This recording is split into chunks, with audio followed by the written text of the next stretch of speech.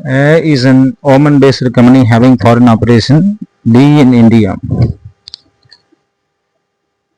The foreign operation was primarily set up to execute construction projects in India. The functional currency of Oman, Oman is OMR. 75% of entities B's finance have been raised in USD by way of contributions from A. B's bank accounts are maintained in US dollars as well as rupees. Cash flow generated by B are transferred to A on monthly basis in USD in respect of repayment of finance received from A. Revenues of B's are in USD, yet competitors are globally based. Tendering the construction projects happens in USD. B incurs 70% of the cost in rupees and the remaining 30% of cost in USD. Comment: since B is located in India, can it presume its functional currencies to be rupees?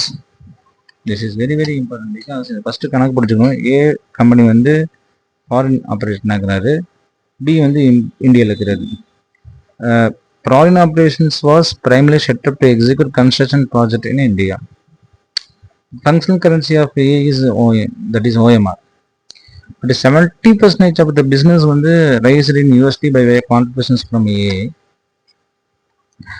B's bank accounts are maintained in rupees as well as dollar. Cash flow generated by B are transferred to A on monthly basis. ஏன்னா பிக்கு என்னென்ன காசு சொல்றோ அதை கண்டிப்பாக ஏ கொடுத்துடணும். On monthly பேசிஸில் யூஎஸ்டியில் கொடுக்குறாங்க. அடுத்து வந்து பார்த்தீங்கன்னா revenues of P R in USD தான் இருக்குதுன்றாங்க. Tendering the construction projects happened in USD-ன்றாங்க. B incurs 70% of cost in rupees because Indian company தானே. The remaining 30% in USD. Comment: since B is located in India, can it presume functional currencies to be rupees அப்படின்னு கேட்டிங்கன்னா இதுக்கு என்ன பதில்? அப்போ வந்து இது வந்து கொஞ்சம் குழப்பம் தான். அங்கே ஈஸியாக சொல்லிட்டாங்க, இங்கே அப்படி ஈஸியாக அவங்க சொல்லலை. நம்மள்ட்ட அந்த பாயிண்ட்டை விட்டுருக்குறாங்க. நீங்கள் இதுக்கு என்ன பதில் சொல்லுவீங்க? அப்போ இந்த இடத்துல பாருங்க, hence primary and secondary indicators should be used for determining the functional currency of B giving priority to primary factors. Unless is given below. It is significant revenues and competitive forces are in use in USD.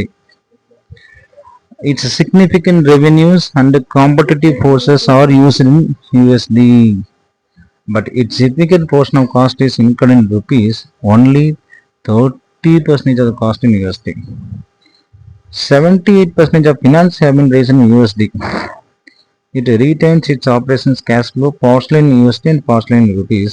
Keeping in this view factors, USD should be considered as the functional currency, not in rupees, because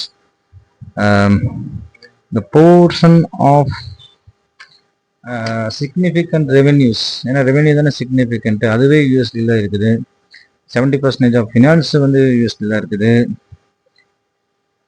அப்புறம் வந்து cash flow பார்த்தா partially in USD and partially in rupees. So அப்போ maximum பார்த்து போனால் determination of functional கரன்சியோட priority எல்லாமே primary ஃபேக்டர்ஸாக இருக்குது. அந்த ப்ரையாரிட்டியில் பார்க்கும் பொழுது அந்த ப்ரையாரிட்டியில் யார் தான் ஃபர்ஸ்ட் எடுக்கணும்னு பார்த்தா யூஎஸ்டி தான் இருக்குது. அப்போ இது வந்து ருபீஸ் எடுத்துக்க முடியாது, யூஎஸ்டி தான் எடுத்துக்க முடியும். ஏன் அப்படின்னு பார்த்தீங்கன்னா ப்ரையாரிட்டியில் இவன் ஜெயிச்சிடறான்.